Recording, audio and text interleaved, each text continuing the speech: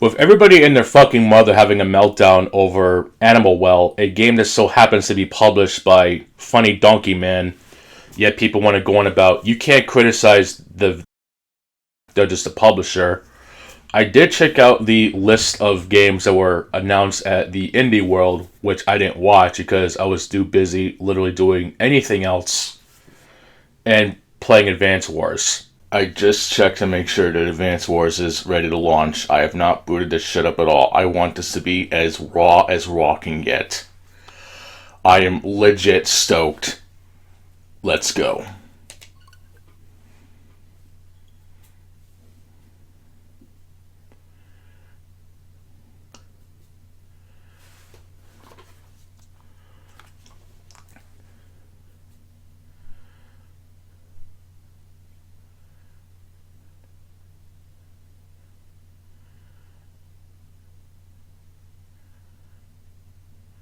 My heart is fucking pounding in anticipation, dude.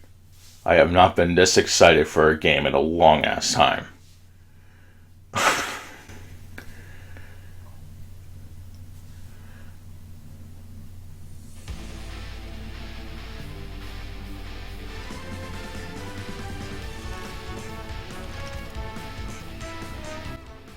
Oh shit, it's the Advance Wars 2 theme.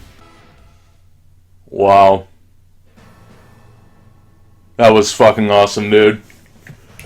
But okay, we all know why we're here, okay? I'm going to start with Super Bomberman R 2. I actually have a little bit more to say compared to some indie games that I may or may not enjoy because I have yet to find a indie game that's as good as, say, Crypt of the Necrodancer. I actually kind of like Bomberman, to be honest. I haven't played every single game in the series, but I know it's probably the most diverse series from Hudson Soft, and yet hardly anyone really talks about it. Seriously, there has been so many fucking spin-offs of that shit, it's not even funny. And it's almost absurd as to how many fucking spin-offs are to begin with. But I'm going to focus on the recent one that was released quite some time ago. And honestly, this game to me kind of feels like Konami Krazy Bombers. And if you get the reference about looking it up, you are a true Chad. Super Bomberman R is a very worthwhile game to have in your collection, whether you have it on your Switch, PC, Xbox One, and PlayStation 4. There are some things about the game that did annoy me, and I'm really hoping that they do get fixed in this new sequel. So I have made a little mini thread on Twitter talking about some of these issues, and I want to elaborate a little bit since I have the time today. So I call this game Konami Krazy Bombers because this game has a bunch of characters from Konami series, mainly Zone of the Enders, Castlevania, Metal Gear, Contra, and even other obscure games I can't even think of, but they were also in that reference of a game I made. Pretty shocking. It even has some really weird obsession of adding real-life characters. Why is a fucking wrestler in Bomberman? I'm not even gonna get into that bullshit, but it's just the one, but whatever. But the main thing that seriously annoyed me about this game is that despite the impressive cast of characters, you couldn't even select who you wanted to fight in the battle mode against the computer. You have a fuck ton of characters to pick from, and you're still limited to fighting the 8 Bombermen from the, kind of, in my opinion, lackluster story mode. You mean to tell me that I can't do Metal Gear versus Contra, or Castlevania versus Zone of the Enders? Are you fucking kidding me? Grinding all that gold, which was a pain in the ass, by the way, and I'm going to talk about that too, and you can't even have the satisfaction of just doing battle against characters that you've earned, whether by grinding, aka the cheap way to some people for unbeknownst reasons, or doing it legit, quote-unquote, by replaying the story mode 100,000 times, or playing the online, which I'm sure is about as dead as, well, Red Dead Redemption 2. Anyway. All these characters, you can't pick them unless you're playing against people, and hardly people even want to play Bomberman because not everyone's going to understand the basics of Bomberman. Yes, there are some people who do not understand basics of bombing. Some days you just can't get rid of a bomb, as a wise man once said. The more annoying thing, which I'm going to get to now, is the awful grind the admittedly nice that it isn't monetized grind, but you shouldn't really have to mention this because who the fuck wants to pay real life money to gain an upper hand in a game where all you do is blast bricks and men in Bomberman?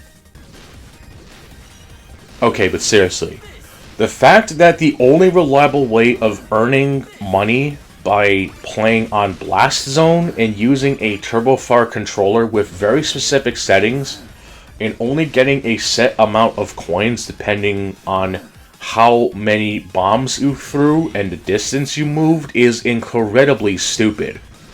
I have quote tweeted Dark Lord Jetta 1 about this. I mentioned this on other tweets about this. This shit took quite a couple days just to simply farm the money with, at the time, the PlayStation 4 Hori arcade stick that did the business. And even with the Switch controller of the same brand Hori, to do that on the Switch version, which I also have because it's one of the few games I bought on everything, because the game also has guest exclusive characters depending on the platform, kind of like with Soul Calibur 2. I understand characters belonging to a certain platform even though fucking Fortnite exists. The fact that you can play as Kratos on Nintendo or playing as Halo on the PlayStation is one thing, but why the fuck would you have a character like Max from the Bomberman series being an integral part of the Bomberman lore exclusive to the Switch? This would be like only being able to play as Virgil on the Xbox version of Devil May Cry 5. The fact that there are console exclusive characters and even the PC characters as well, since the PC version has the two Portal dudes, is kind of insane. Again, I can understand the other characters being tied to their own platform, likely with Master Chief and Arbiter, or of course Toro and Koro on PlayStation, Ratchet and Clank, all that stuff. I can totally get that, okay? I'm not against characters being tied to their platforms when it makes sense.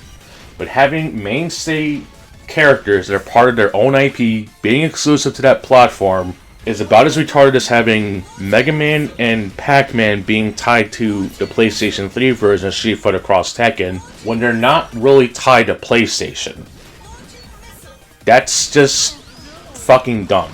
There was a character that was added into the re-releases of this game as a not on the Switch version, known as the Golden Vic Viper Bomber, who is just a golden version of Konami's Vic Viper. It was also in Zone of the Enders 2. But anyway, there are also these 8 shiny Bomberman character versions that were added in later via a patch, but the Golden Vic Viper Bomber did not get this at all. And unless you pre-ordered the game when it was brand new on Steam, you're pretty much fucked to be able to play that character legit. But of course, if you just pirate the game, you could get that no problem. See, that's the big brain moment, but they don't want you to pirate this game. They want you to give money to a company who's not going to give you everything unless you do this on this one day of your entire existence. Pretty scary, ain't it?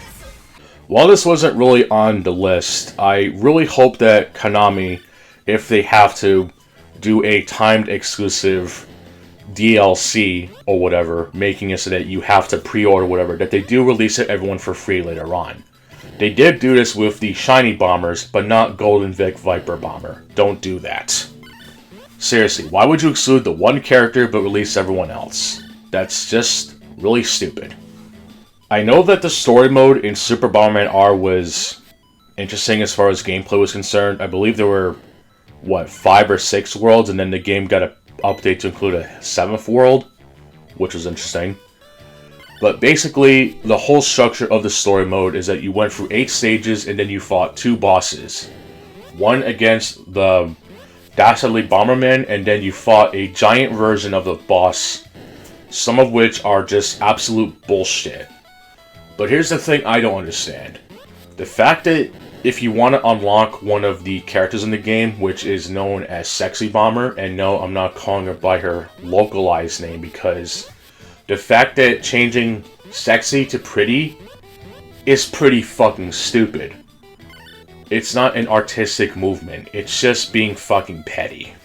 Well, I don't really care for the Super Famicom styled story mode where you just go through stage to stage. The fact that the only way to get said character reliably is to not get hit at all, because the game factors in to how many times you've lost a life and all that stuff. And considering you lose all your power-ups anyway if you get hit, legit the character that carried me the most was the Pyramid Head dude, who could make himself move really slow but able to one-hit knock out the enemy. Yeah, I can't count the number of times that I had to restart the entire game if I got hit, because I wanted to make sure that I had all of my abilities ready to fight the boss, and being able to legit save scum my way up to the top. That is just really shitty design.